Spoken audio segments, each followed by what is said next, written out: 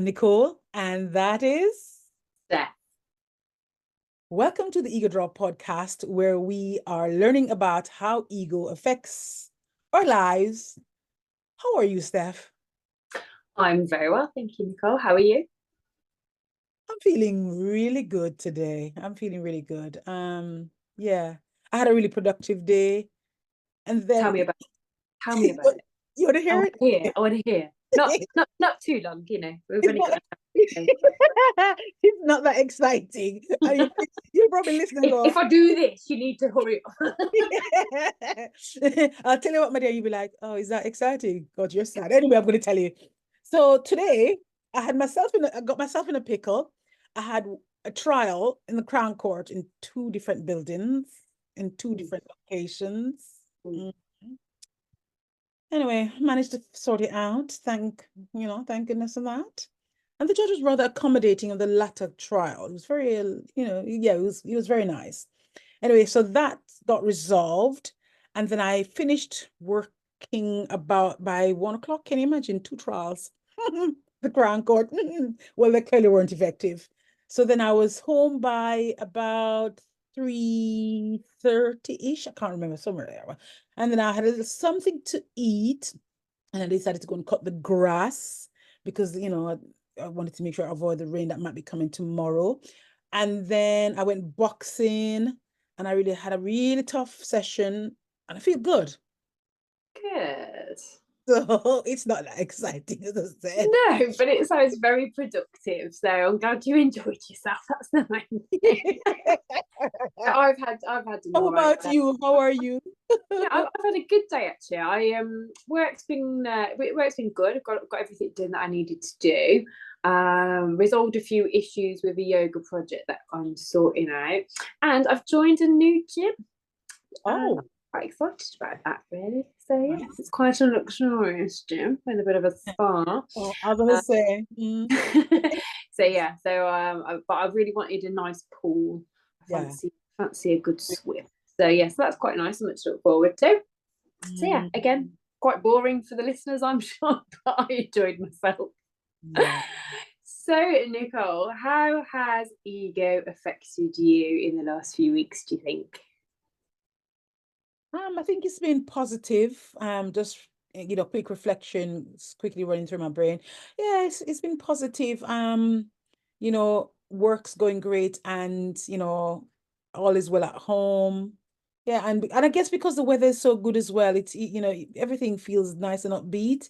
So it's all in all, it's quite positive in terms of everything really in my life, work and so on. There's things, going on externally in the UK, as you're aware, but in Mm, terms of me personally, yeah, my ego's been positively affected.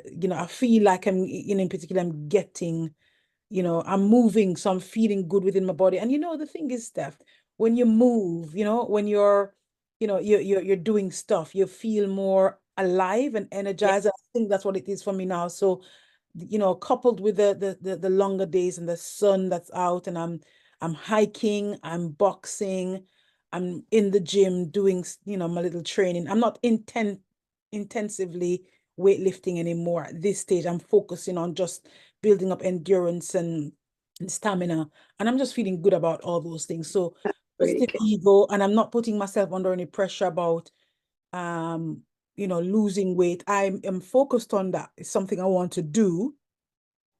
I'm focused in that regard, but I'm not beating myself up and being stressed about it. I'm just slowly, because I've been talking about weight for the last few months. Mm. It's a big thing for me. But anyway, enough about me. How are you and how's your ego? How has your ego been the last couple of weeks? How has it impacted you? I think we're sort of in tandem, you know. I think we're quite reflecting one another really. I think similarly, and we ought to say we do film and record this some weeks in advance of it going out, so if it's raining by the time we publish this, we do Mm. apologize, but again, we've had a bit of sun, those longer days, again, it just really lifts the spirit. But I think for me, I've been reflecting back a lot on sort of this time last year, and obviously I changed my career path Yeah. um sort of about this time last year, really. And my life now versus back then, has completely changed for the better. So I'm feeling quite positive in terms of ego. I think it's driving me forward in a much better way. I've got a much better life balance, so I'm not as busy, sort of to the late hours of the night. I'm not stressed. I'm not being woken up with work calls in the middle of the night. I've got lots and lots of projects going on, but they're all kind of manageable, and they're all at my pace and my say so, and I can pull out of anything at any time, which is really, really nice. And then so I've managed to get, over the period of probably this podcast, because you're probably sick of hearing it, but I've got a really good fitness regimen, nutrition, just silly things like being able to read a book and having some downtime, being able to go for long walks, a bit like your good self. So just generally taking a step back over a year ago now and looking at where I wanted to be, and that I couldn't keep going on the roller coaster that I was on, has just meant that I think I now have a much healthier ego driving me forward. So yeah, it's all good. What a positive start to the podcast. Yeah, it is what it is. So you have to just say it as it is, isn't it? This is the all round positivity. Definitely. And some of what we've just referred to is going to be really relevant to our discussions this week, because this week we are looking at ego and body confidence. Hopefully it's going to be part one of a series on body confidence, and we have a really special guest as always to help us talk about this. Before we invite that guest on, shall we take a short break? Yes, please do.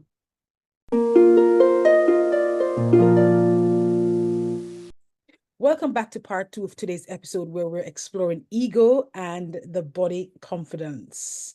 To help us explore this topic, please welcome to the podcast personal trainer Leanne Norman. Welcome, Leanne. Hi. Welcome to the Ego Drop, and thank you so much for joining us today. I know who you are, and obviously I've just introduced you to Nicole, but perhaps you could tell our listeners and viewers who you are and what you do. So my name's Leanne. I'm an online coach. I do deliver a couple of bootcamp seasonal sessions in the local area, which run April to September, mid-September, but mostly I deliver online coaching and online virtual training sessions. And for that, you have an app, don't you, that you're it's all they're going down that route now. Got an app for that, which it's actually been a godsend, to be honest, and I know that that's the way that things are going now, and I guess to keep up with times I was a little bit resistant to start with, I think, because I'm not so great at technology, but just like everything, I think the more you use it, it just gets a little bit easier, doesn't it? Absolutely. And for your coachees, obviously you've mentioned you deliver online. How does it work in terms of checking in with them, and what is it that you actually provide to them?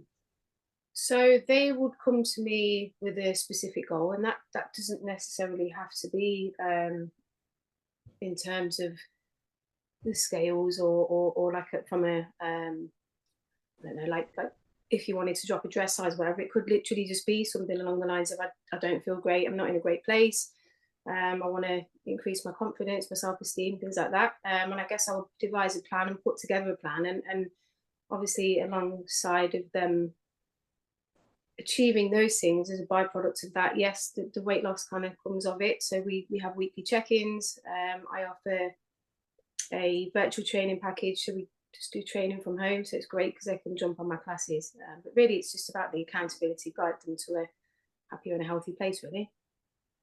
Fantastic. Wow. So how did you start as a PT then? Sorry, I'll jump in with that question. So I didn't do great at school. I kind of fell into just dead-end jobs, and I guess I got to the age of 27 and I was like, oh, there's got to be more to life than this. And I had a PT at the time, and I thought, I think I might be able to do this. And it literally came from there. So I took my qualifications. My partner at the time, I was like, look, this is what I want to do. Just quit my job, and we had a mortgage at the time. We had no income, as apart from my ex's. She was thankfully on money that kind of carried me and allowed me to do that. And yeah, here I am. So that was when I was 27. I'm 41 next month. So wow. That's a really brave decision to have taken. Yeah. Sorry to jump in, but I imagine you must have had a pretty healthy or confident ego to give up everything and go for it. Absolutely not. No. I swear to God. No. Honest to God, it was horrendous. But at the time, what I was doing when I did pass my qualification, I was also delivering leaflets. I was working as a cleaner in my ex's school. And I did anything just for us to be able to pay the bills and actually kind of get by. And thankfully, I landed on my feet with it. So, no, honestly, it wasn't. I was never academically, things were really not great for me at school, and it didn't come easy. I didn't come out of school with any qualifications. So I was just like, right, you need to make this work now. And I guess what I did is when you're in school and you don't need to learn or you don't want to learn or whatever, it's different when you really are passionate about something. You want to do it. So I guess I kind of did have that factor of, I'm not very confident, but I'm gonna make it work. So yeah. Well, I guess if you didn't have anything to lose as far as you're concerned, because exactly. as you said, you were in lots of dead end jobs, and you're like, this is not going too far. So it's like, so I'm good at this. I enjoy doing this, as in PT or whatever. And you thought, well, you know what? Let me just give it a shot. So I can see where you're coming from. Yeah. Thankfully at the time I had support, and it was it was the best thing I ever did. So yeah. So let me ask you, sorry, because I noticed that you talked about it seemed to be it's online, it's technology related. I wanted to ask you, what made you build an online business rather than a face-to-face training? COVID forced me into it.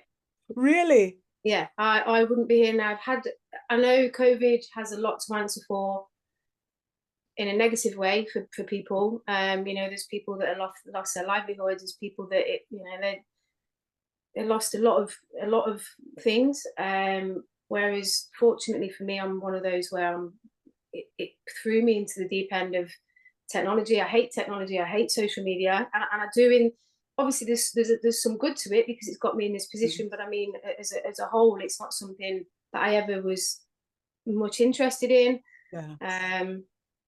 The negativity of it, and I guess at the time, one of the guys that I worked with, he said, "Why don't you do this?" And I was like, "Oh no, I can't do that. I can't." And if it wasn't for him, I wouldn't be here today. And yeah, here I am. So COVID.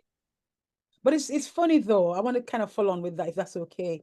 It's funny how when we're in a situation, when we're faced with difficulties, some of us will thrive, like you said, technology is not your thing. You didn't leave school with much, but you quit your job, you started this business, and then COVID pushed you to that place where you're like, okay.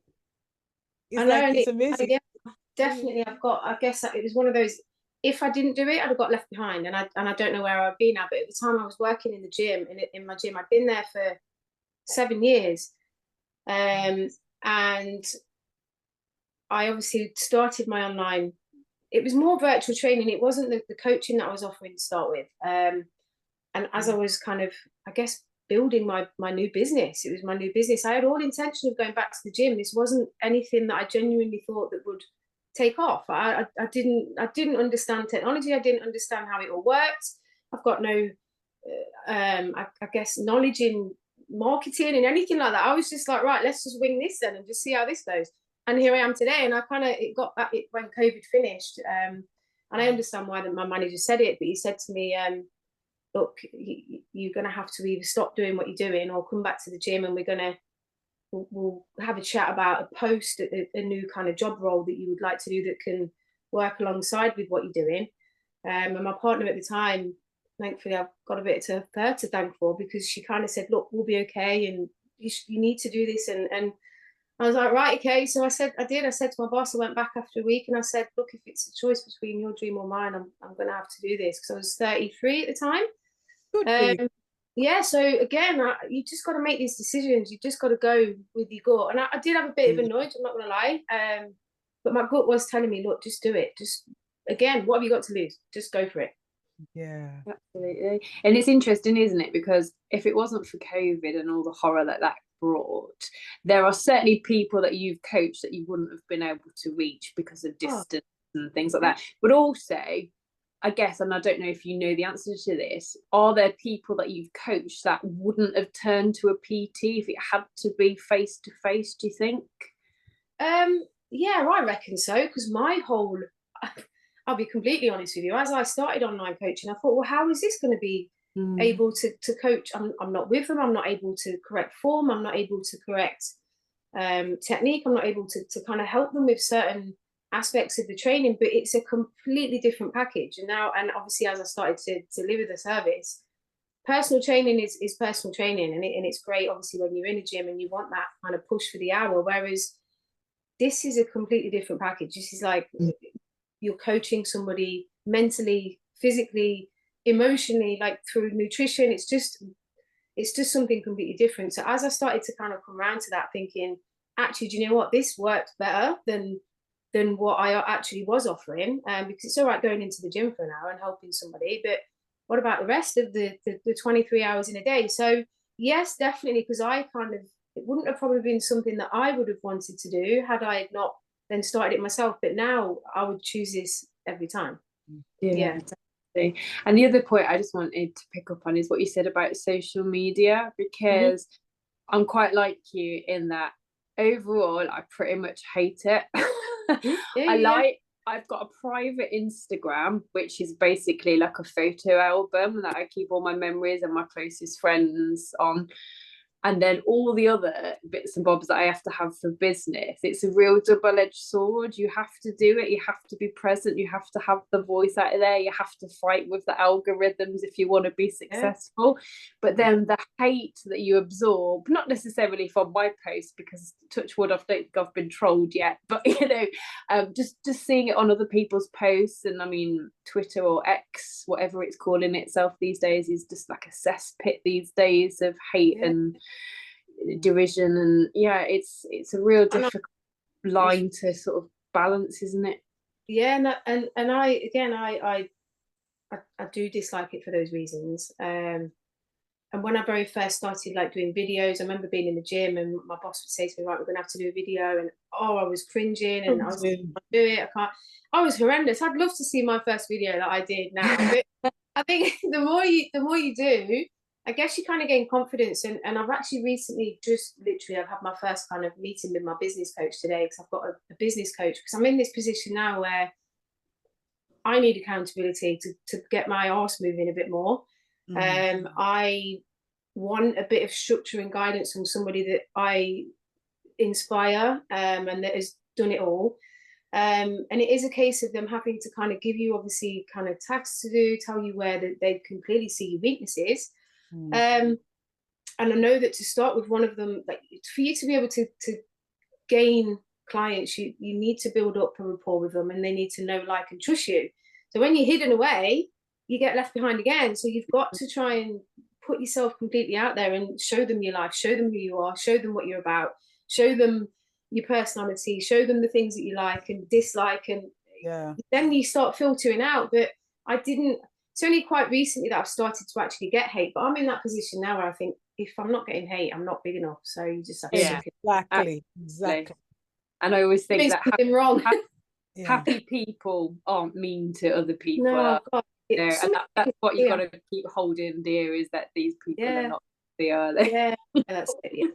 But when you think about it, though, I'm sorry, I know I'm going on a little bit, but obviously I'm really I'm interested in the training side of things, but I'm interested also about, like, like you say, you've come online and branding, because in essence you're now a brand. You're branding yourself each time you're online, and like you said, all aspects of you, people wants to see that person, because people want to know, can I relate to Leanne? Can she relate to me? Because then that will determine whether or not they work with you. Exactly. So I can understand the cringing moment for the first time, and then now it's like Leanne. Think about it when you're watching telly. We might not watch it much these days, but you think about back in the day, let's say 5-10 years ago, before Netflix and all that became the main thing. Just think, in an hour, how many commercials you'd see. Yeah, right. And so if somebody now sees you're in their face constantly, Well, sorry, it's part of the online marketing. That's it. You Yeah, don't that's it. want to see me, then what you need to do is pay that extra money to what's it called? You know, YouTube, this one, that one, Netflix, everybody. So they cut the ad. Do you know what I mean? Yeah, But, yeah, but yeah. so I can understand, you coming online now, you've got to really put yourself out there. Amazing. Such amazing. I'm Mm. fascinated so much by all of this online training thing. It's interesting. Anyway, sorry. So obviously we are talking today, hopefully, about body confidence. How's your relationship with body confidence been? Have you been on a journey yourself? Oh God, I've been through the mill. I've been through it all. I think this is another reason why I can relate to my clients, because even now, like honestly, I've got a lot of friend coaches and a lot of friend PTs, and all of us have body image issues. None of us has like got it together as much as probably people would think. And it's just funny because people think that just because you're a coach, just because you're a personal trainer, you have got your shit together. But actually, we all are human. We all go through the same things. We all go through the same struggles. And yes, granted, we might demonstrate them and be able to, I guess, get through them in a very different way, because obviously we work on ourselves and do the things that we're supposed to be doing. But yeah, like in the past, yeah, I've definitely been a lot worse than I am now, definitely. Wow. So would you say many PTs these days have lots of PTs have specialism, yeah? Mm-hmm. Mm-hmm. For example, it might be fat loss, weight loss, body confidence, that kind of thing, looking at health or menopause, that kind of thing. Do you focus on anything in particular, or is it a bit of everything that you do? I on my social media, on my Instagram, it does state weight loss coach. However, I'm just such a big believer in balance. So whilst I might say I am a weight loss coach, that isn't that. Yes, I want to get my clients to that place. However, people come to me and will be just like, oh, I just want to lose 3 stone and I'll be happy. No, you won't be happy. It's not about that. Actually, it's about this. And when you can start building someone up, when you can start digging them out of a hole that they've kind of put themselves in, I truly believe that when you start to feel healthier, when you start to focus on your habits, your rituals, your behaviors, your mindset, that will come so much easier. So let's forget about that. Let's just forget about that. Let's just focus on developing stronger habits. Get some morning routine going. Be more organized in your day. Start showing up for your training. And again, that's going to come with that. So whilst I say I'm a fat loss coach, yes, ultimately, I suppose as well in the market, that's what people want. That's what people want to lose weight. But actually, when they start to feel better in themselves, that's just so much easier. So it's so interesting you say that, because I was doom scrolling on TikTok yesterday and there was a lady, I don't follow, just sort of come up in my feed, and I'm afraid I don't remember her name, but she said she used to weigh 10 stone more and she'd lost that. She'd been on a journey, she'd lost that, and yet she still felt, in her words, like a big fat pig, or whatever word she used, something really, really derogatory like that. And so she still wasn't happy. And you would think when she was 10 stone heavier, she'd have probably been sat there going, oh, if I lost 10 stone, I'd be so interesting. But I think the question I want to ask you is coming back to that is this. How do you, because I know you talked about it's about balance, yeah? In terms of helping the client, I nearly say patient, the client. patient. If you had me, I'd be a patient, trust me. But seriously, how do you get someone, and when I say someone, I'm talking about, like the people who January, New Year, new me, and they turn up, I want to lose X, and they're not interested in. That was me. That's me when I first contacted you. Hello, it's New Year. They just want the quick fix. All your pep talk about balance and let's work on your mindset and la la la la la. How do you manage to get those people interested and stay focused on balance and, you know, following through, you understand, with the plan that you see, because I'm sure as the trainer you'd envisage for them what, you know, you think is the best way out. Because let's be honest, as Steph said, she's seen somebody who online who lost 10 whatever it was, and then she's still calling herself names. So it's how do you get someone to fix this, the brain, the head? I think with a lot of my clients, for example, I'm going to use Slimming World. I'm not going to go in on Slimming World today. That's a story for another day. But a lot of them, okay, so even coaches, your family, your friends, weight slimming clubs, they are heavily focused on the scales. They are heavily focused on the number on the scale. So you have to lead from the front. You have to nip this in the bud from the word go. And if they follow me, which a lot of them do, I can't imagine it's often that someone will just click on my page and buy into me. So they will know what I'm about in terms of, I'm not a coach that will focus on quick fixes. We're going to put the brakes on, and we're going to not only achieve your goal, but we're going to do something that you've never done before so that you're able to sustain it going forward. So my goal, you're thinking now, I'm actually thinking way further ahead. So I guess again, you've got to lead from the front, and you've got to nip all of this stuff in the bud. So it might be that on the week one, I've only lost £2. We're not talking about that. And I genuinely, as a coach, and I will reiterate all the time, you know that I don't focus on the scale, so we're just not even going to talk about it. So we don't talk about the pictures, we don't talk about the measurements, we don't talk about anything to do with the progress externally. We focus on, right, how are you feeling? Like, how is your energy levels? How are you sleeping? What's your relationship with food like? How is your relationship with your partner? Are you showing up as a better as a mom? You know, all of these kind of things that you just keep digging in, and you just keep digging and digging it, and get, and eventually, don't get me wrong, I'm not going to say that every single person that's joined my team, I've helped them come away from that, because I haven't. And that's, you know, some people are, it's conditioning, isn't it? It's just conditioning, just repetitive. So if I can be repetitive, if they can be trained that way, you can untrain it that way. So I will just keep going and going and going. And I have to just hope to God that it sticks and they stay with me long enough, because you can't be changing your life in 3 months. So it's got to be repetitive, and it's, I agree, regular contact, regular just talking about the facts rather than superficial. And they have to be ready for that journey as well, don't they? If they're not ready and they do want the quick fix and they want to see a difference in 3 months, then you can talk at them for, that's it. till you're blue in the face. It's just not going to have the impact, is it? It's someone as well, like these people don't know who I am, and they just buy into me and trust me as a coach to get them from this place where they feel so shit right now to that place. And they don't know me from Adam, they don't know who I am, but they've just got to let me in. And if they can let me in, then we're going to make some.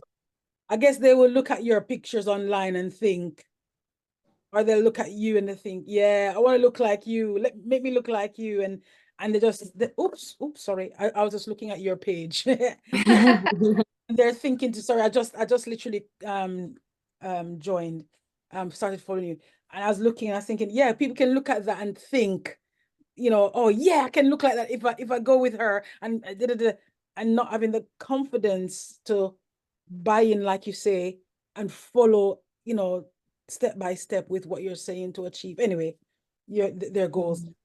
There we are. Sorry. Well, that's interesting, and leads on really to my next question, because body confidence really, especially for women, has been media led, but it's increasingly so for men as well. Now we're in this sort of online Instagram worthy world, and I myself had my teenage years in the 90s where heroin chic or Kate Moss were the sort of impossible images that you were trying to live up to. These days it's more about sort of fillers and Brazilian butt lifts, and it's a totally different vibe, although I think we're heading back to the sort of skinny way to be by the looks of things.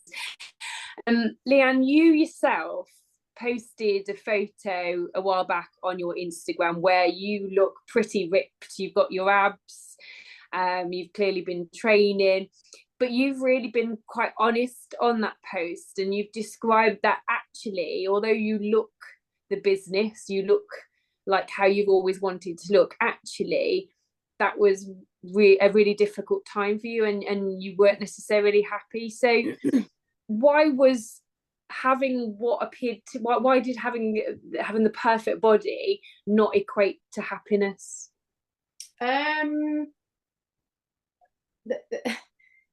You have to, you can look at a picture and you can go, I want to look like that. And the reason why I did it was to push my body to limits that I've never pushed to myself before.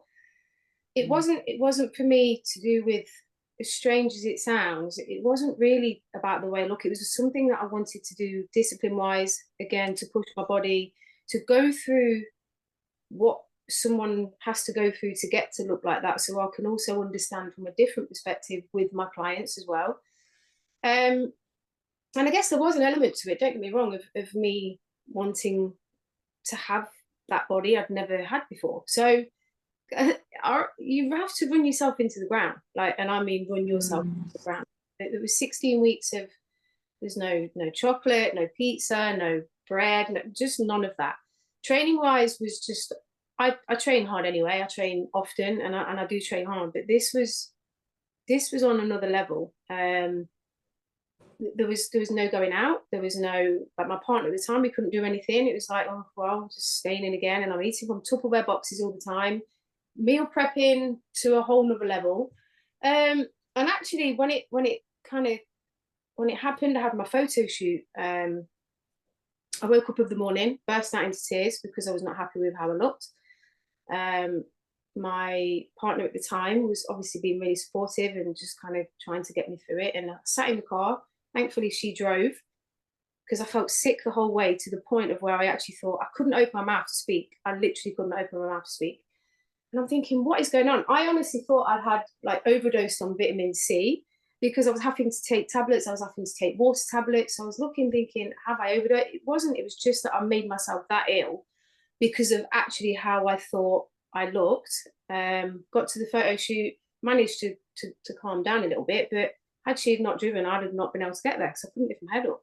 It was horrendous. And actually what it did is it gave me a small eating disorder, because all my relationship with food that I'd worked on really, really hard from when I was younger, restricting calories, cutting carbs, cutting your favourite foods, not going out, everything that I'd worked so hard for, I started binge eating because I was so restrictive. And you only look like that for a day for the photo shoot, and you just think, well, actually, what was all of that for? My body image, my body dysmorphia was to a whole nother level. Like, I literally hated everything about the pictures. Got the pictures back. Actually, you won't very often see me post them, because it's not what I believe in now. Now I've done it, I wanted to take myself then to the next level, but I wanted to do another one, but all for the wrong reasons. I come out of that thinking, yeah, I can do this again. And actually what it did to me after, I was in the worst shape of my life, not the best shape, despite what you looked at. That's so interesting, because I guess what you're saying is that physique, which we're all told is, you need your abs, you need the six-pack or the four-pack, you need the muscle tone. It's actually not attainable unless you restrict yourself to an unhealthy level. No, that's the thing. And now what I am able to do, I'd never really had an eating disorder, and it was about 3 months I could not stop. I could not stop eating chocolate, but literally sneaking chocolate as well.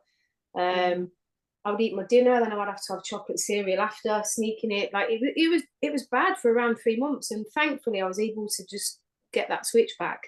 But it was a case of like, this is not healthy. This is actually awful. There was no balance. There was no having a life.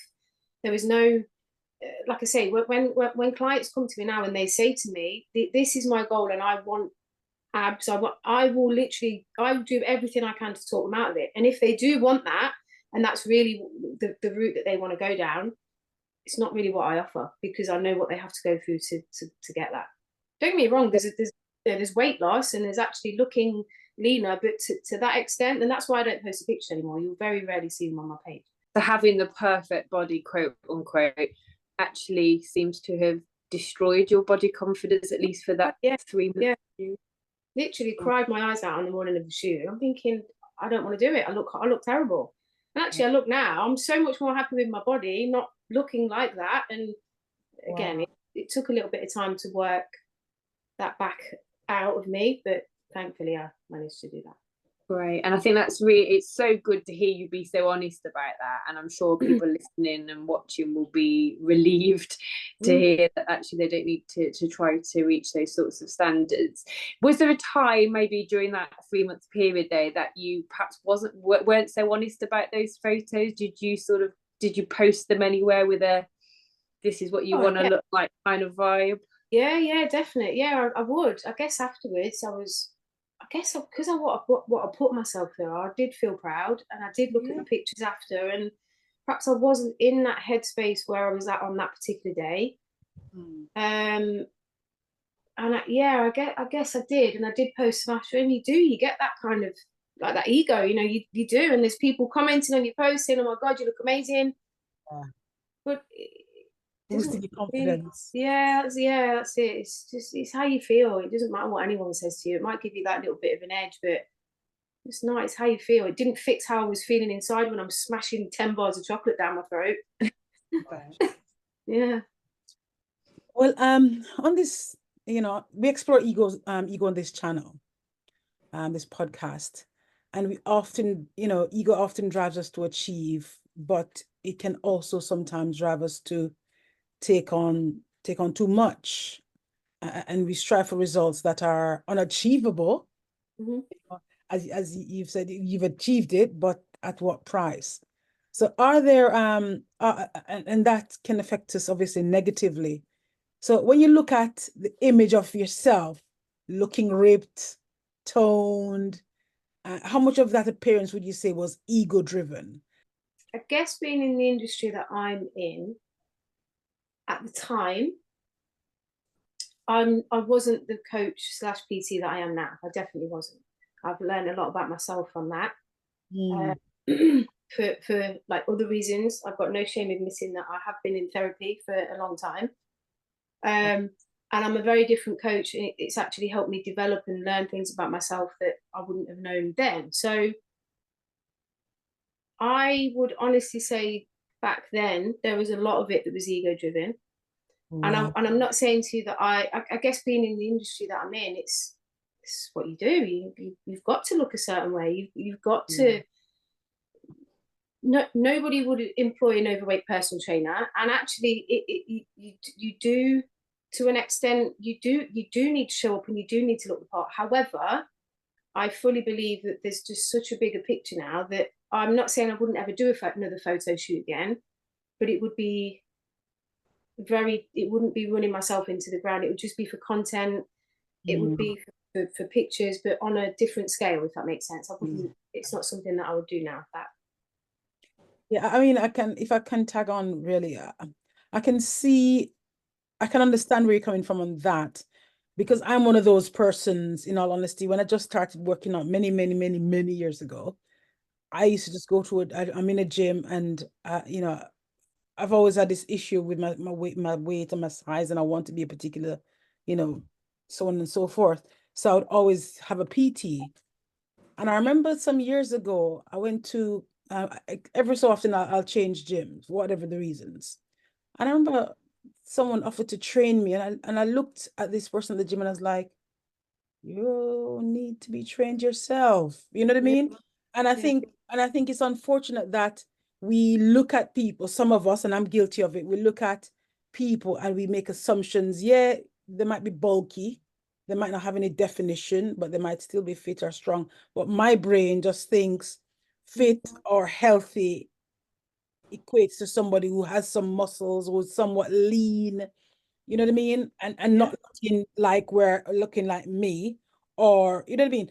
I want to look at you and aspire to be like you. So I can understand the pressure that would probably put on people like yourself. Yeah, you got to. You don't forget as well, like social media. I don't even know the statistics of how many influencers, even not even person. You can be an influencer now. You can be a coach without having any qualifications. You don't need a qualification to be. You could be one today. You just need to look the part. You could, and you could literally take somebody on, start taking their money, and there's no rules, no one can stop that. So not even just PTs and coaches, you could be anybody and start being an online coach. So to be up against, people are going to scroll through that and look at two different pictures. If one looks ripped as hell and the other one looks, who are you going to pick?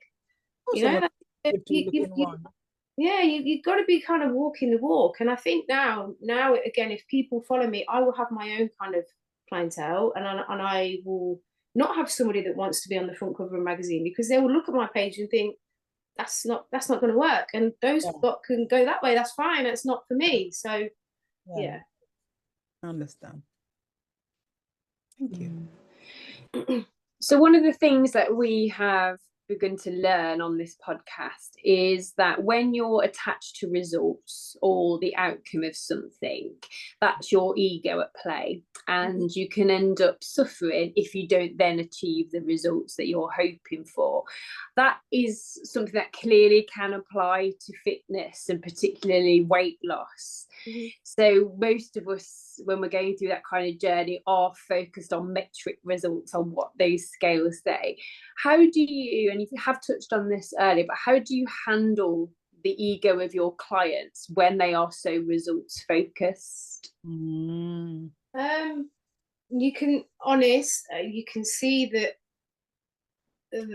that so it's very obvious when a client is so focused on that, because of all they keep talking about, the number on the scales, the pictures, the amount of calories that they're on. They'll just be repetitive, and I just try to be honest and just say, look, there's probably a little bit too much focus on the wrong things here, and if we're not careful, we're going to become obviously fixated with that. And usually that is a sign for me where a client is not going to fall off the wagon, but will be focused so heavily on that I can see into the future, and I can see that it's going to come. So honestly, it's just a case of just I never talk about it. I never talk, and I'll tell my clients, put the scales away. We're not getting them out for a month, and that will literally be right. Promise me you won't get them out for a month. And my clients are just gobsmacked, because they'll be saying, well, how am I going to know how much weight I weigh? Like, what I weigh? Who cares? Does it matter? You've just told me you're back in a pair of trousers that you've not had on for 3 years. Your mental health is just improved no end. You're fitter, you're stronger. You actually feel more comfortable in clothes that you're wearing, and not having to adjust your top like you've been told me you've been doing for the last year and a half. Can we just focus on reality here? So it will be, put the scales away. Don't need to take pictures. Don't need to take measurements. Let's keep going by how you feel, and just be firm with that. I'm not interested. If they come to me and say, like, I've weighed a couple of them who said, oh, I've broke, I've only got 2 weeks in, and they might have lost, I don't know, a couple of pounds, and they're like, well, I'm going to go back to it now. And it is just a case of, come on, let's just focus on what's real here. And it's so liberating, you know, when you can get a client to come away from the body image and actually they'll go, I actually feel so much better, and I actually feel like I'm a changed person. And I think you've already indicated that you've experienced that yourself, in terms of being attached to results and suffering as a result of that attachment. So that's something you seem to have learned along your own journey, isn't it? Yeah, that's it. And I can totally relate. I know it. I guess it's just society, though, isn't it? You watch your mum get on the scales when you're 10 years old and she's lost a rag because she's not lost a pound, or I don't know, your friend's gone to slimming world and she's not lost the weight and she's going berserk, and it's just conditioning, and it is just the way of we are. That's true. I guess I'm hard on myself, but for me, I look more long term. You know what I mean? Yes. I you know, my other half will tell you, I'm not interested in 1 pound, 2 pound, 5 pounds. I said when 14 pounds is gone, when a stone is gone, I'll have a conversation about weight. I might just have a conversation about half a stone, but certainly I'm not interested in 1 pound, 2. It's pointless. And you know, because by the time you lose 7 pounds to 14 pounds, you notice the difference. If you wear a belt in your trousers or your dress or skirt or whatever. Like me, I wear suits every day, so I always wear belt with a buckle. And so if it moves, if it moves one or two holds on, I know something is happening. Yeah, that's it. Yeah, that's But it. I don't get overexcited and think, yeah. I just think keep doing what you're doing. Don't think about it. You know what I Yeah, mean? yeah. Oh, I mean, to each his own, I guess. So let me not go there and beat their idea down. Question is, can you think of any other examples of when ego has impacted you, um, either in a negative way or positive way? Because of course, you know, ego works in both ways. I think. I guess all the time I don't know, you lose two clients and you think you're going to lose your business. That's it. It's just, honestly, it's just a constant treadmill of, and I think the industry, when you're working for yourself, you are obviously in a, I don't know, whatever position you're in, and all of a sudden, if you let your head get to you, and again, you've lost a client, okay, you've lost a client. 3 days later, you've lost another client. 4 days later, you've lost another client. You're like, and it's really difficult. And all of a sudden, if you let your head get the better of you, it's a slippery slope. So you've just got to get out of your head, and the thing is, you can either let it drive you, or you can let it ground you, and it can. But the problem is when you start letting it affect you, Overthinking. you're not performing, you're not showing up for your clients in the best way, you're not showing up for yourself in the best way. You notice that you can then start to pick up not positive, I guess, habits, and it can be a slippery slope. So it's all the time, all the time. Definitely. And as you just said, positive ego can drive you forwards, and it is important for us to keep moving forwards in life. So when you think now of your own ambitions, you've got this great business, you've got a great client base, what's next? What's driving you forwards ego wise? I guess for me, again, just keep working on myself, because I always think that honest to God, like, it's just a work in progress constantly. And again, there are times where I can have bad days. There are times where I could not want to show up. There are times where things, you have your own problems. So honestly, to just keep working it myself so I can become the best coach I can be, but for myself and for my clients. I have a house now, which I bought, so I'm trying to do all that. That's what's next, I guess, just kind of like putting things together in the house and sorting the house. But from a business perspective, I had my first meeting with my coach today, and she kind of said to me, right, so what's next? What do you want? I have no idea. Quite a question that is, isn't it? Honest to God, I was like, because I had to fill out this load of questions, and she said, you've not really touched on this question. I said, no, because I wanted to talk to you about it. I don't know.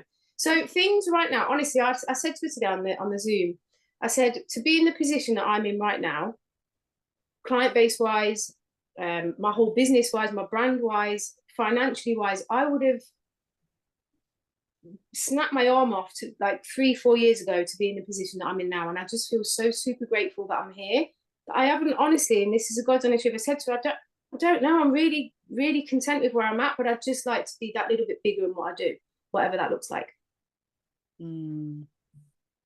It's likely that you've come into contact with many people who have who have unhealthy egos, and some of whom may have lost their self-esteem, and who speak negatively about themselves. Yeah. How do you encourage them to improve self-worth and therefore heal their ego? The way that we talk to ourselves, sometimes we would never talk to our friends like it would be, ever. And again, that I know that I can have tendencies to do that.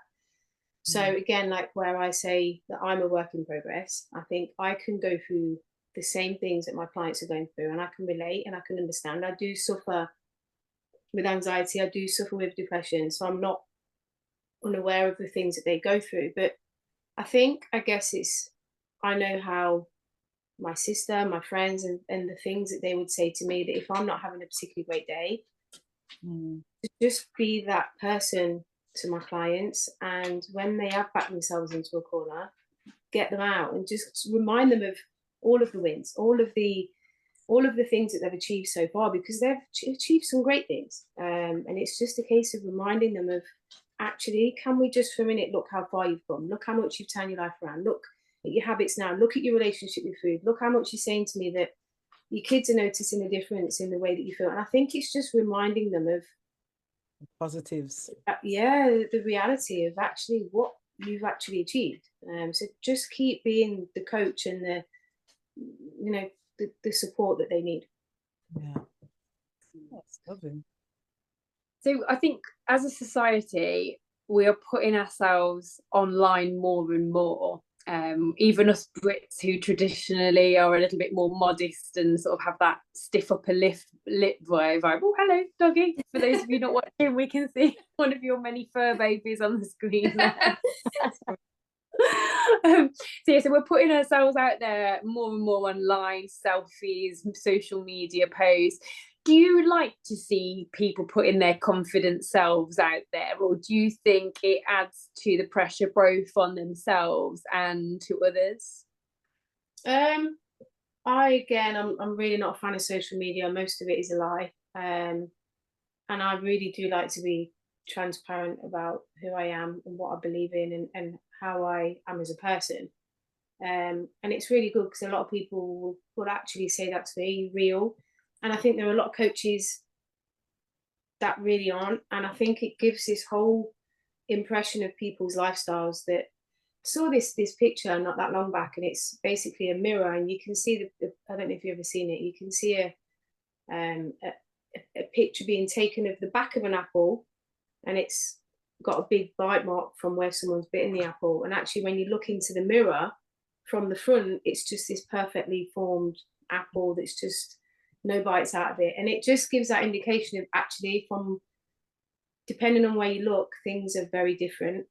And I think social media days, it's just this false, fake, like that's not people's lives, and people want the world to think that everything is amazing, and people believe it. But actually, I guess going by my clients that I speak to, from other coaches, from I guess things that you see on the TV and on the news or whatever, life isn't actually what it seems. It's so easy to look into that though, isn't it? Yeah. Even with that knowledge that it's not real, you can still get drawn into an account that you love the aesthetic of, and you think, oh, I want that life, and then you have to sort of step back, don't you, and say that's not real. Yeah, it's not.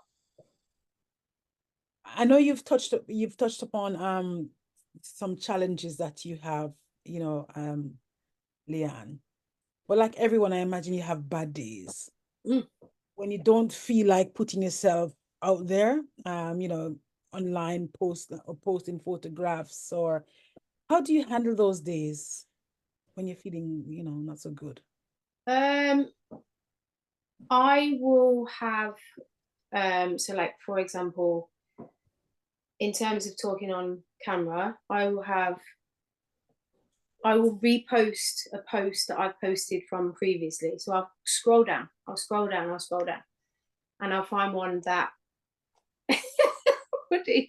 I'll find one that I haven't used for a while, and I'll probably reuse that post, which, like, for my posts anyway, like when I've used it a year ago, it's still a good post. So actually, it's not like people aren't going to get value from it. But sometimes it's really difficult to do the job that I do and talk on camera and be presented to the world as much as your world is the world.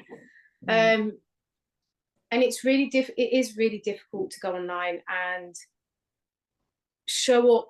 And I guess when you're feeling not quite right and you're not feeling yourself, to then show up and I guess be feeling something totally different than what you've got to put out there. And these days do happen. We're all human.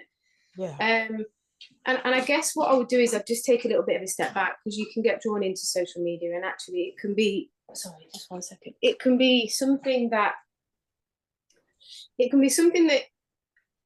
you work yourself up. It's like, oh, I've got to go on camera now, or I don't know, and you really just don't want to do it. Why do you want to be on camera when you're not having a great day? You're feeling like your confidence is not great, your self-esteem, I don't know, your hair might be all over the place and you can't get your hair right, or you're feeling, I don't know, you've had a heavy weekend, I don't know, you've gone away for a long weekend, you're feeling a bit bloated, or all of these things that anyone else would feel.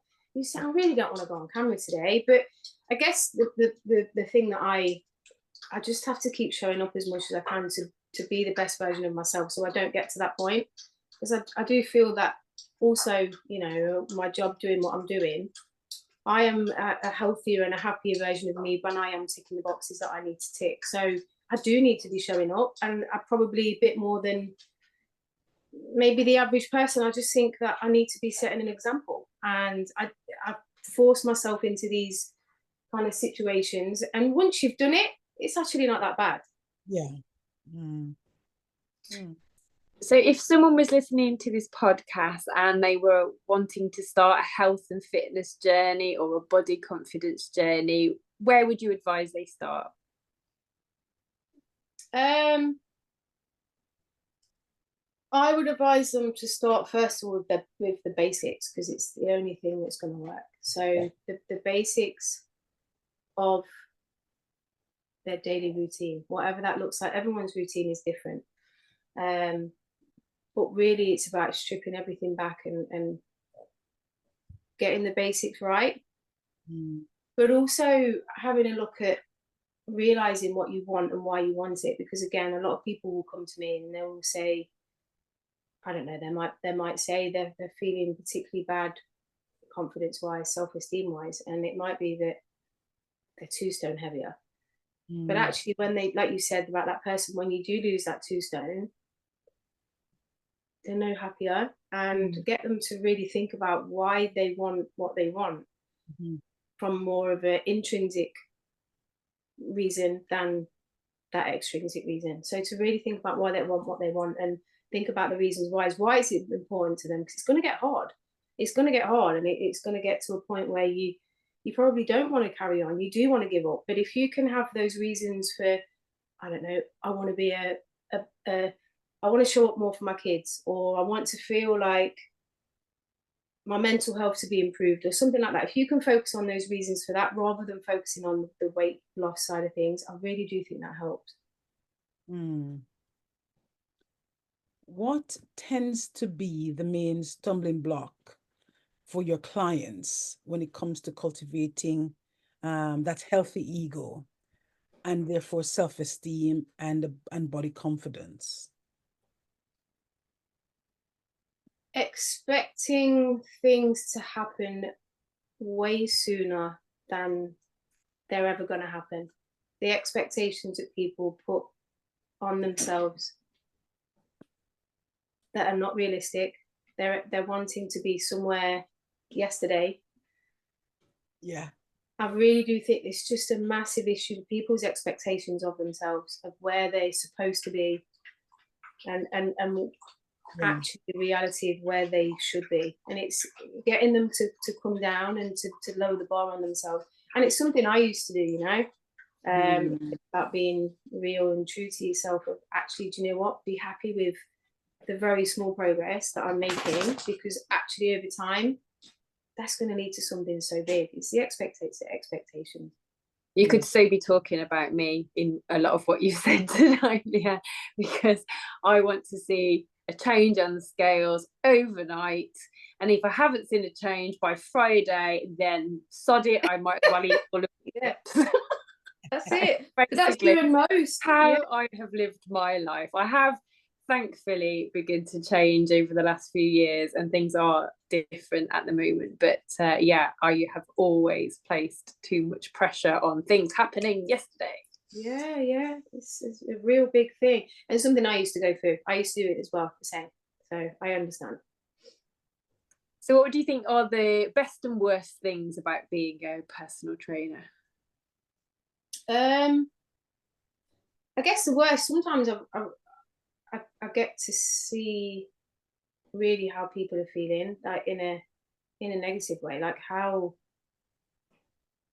people can really spiral, and they can, and you can kind of see it. And I'm such a fixer, like I want to just keep fixing, but you can't, because it's that typical, you can lead a horse to water but you can't make it drink.